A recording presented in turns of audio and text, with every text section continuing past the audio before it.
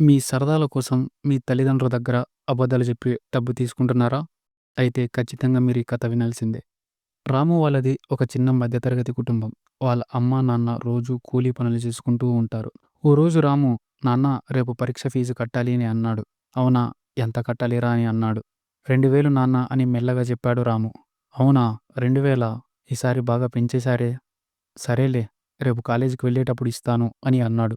మరుసటి రోజు ఉదయం రాము కాలేజీకి రెడీ అవుతుండగా, "ఇదిగోరా నీ పరీక్ష ఫీజు, జాగ్రత్త" అంటూ రాముకు ఇచ్చాడు. "సరే నాన్న" అంటూ రాము కాలేజీకి బయలుదేరాడు.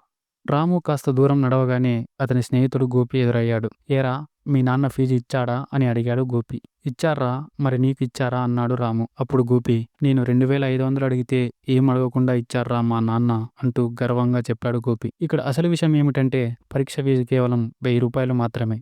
కానీ తమ తల్లిదండ్రుల నుంచి ఎక్కువ డబ్బులు తీసుకొని సినిమాకు వెళ్దామని ప్లాన్ వేసుకున్నారు. తల్లిదండ్రులను నమ్మించి డబ్బు భలే తీసుకున్నామని మురిసిపోయారు. 1000 రూపాయలు ఫీజు కట్టేసి కాలేజ్ నుండి అలాగే సినిమాకి వెళ్లారు. సినిమా చూసి వాళ్ళకిష్టమైన బిర్యానీ తిని సంతోషంగా సాయంత్రం ఇంటికి వచ్చారు. అదే సమయంలో రాము వాళ్ళ ఇంట్లో వాళ్ళ అమ్మ నాన్న మాట్లాడుకుంటున్న మాటలు విని అక్కడే ఆగిపోయాడు. రాము కిటికీలో తొంగి చూశాడు. వాళ్ళ నాన్న జ్వరంతో వణికిపోతూ ఉన్నాడు. వాళ్ళ అమ్మ వాళ్ళ నాన్న కాళ్ళు నొక్కుతూ, వచ్చిన డబ్బులన్నీ పిల్లాడి ఫీజుకిచ్చేశావు. మందులు తెద్దామంటే ఇంట్లో ఒక్క రూపాయి లేవు. అని వాళ్ళ నాన్నతో అంది. అప్పుడు వాళ్ళ నాన్న, "సమయానికి పరీక్ష ఫీజు చెల్లించకపోతే వాడిని పరీక్షలకు అనుమతించరు. అయినా నాకు వచ్చింది మామూలు జ్వరమే కదా, రేపటికి తగ్గిపోతుందిలే" అన్నాడు ములుగుతూ.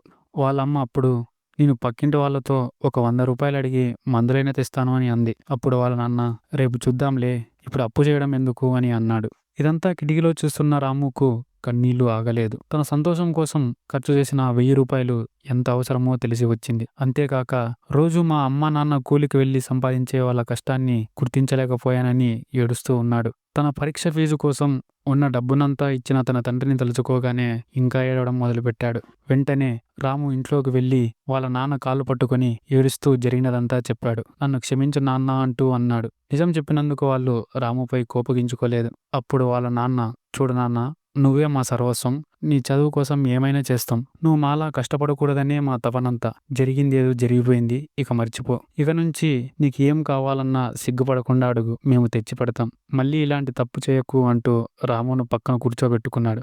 ఆ మాటలు రాములో మంచి మార్పును తెచ్చింది. అలాగే తన ఫ్రెండ్ అయిన గోపికి కూడా మార్పును తెప్పించాడు. తల్లిదండ్రుల కష్టాన్ని అర్థం చేసుకుని నడుచుకునే ప్రతి ఒక్క కొడుకు కూతుళ్ళకి మా ఈ కథ అంకితం. నేను మీ Suresh, signing off, team Vinay TV.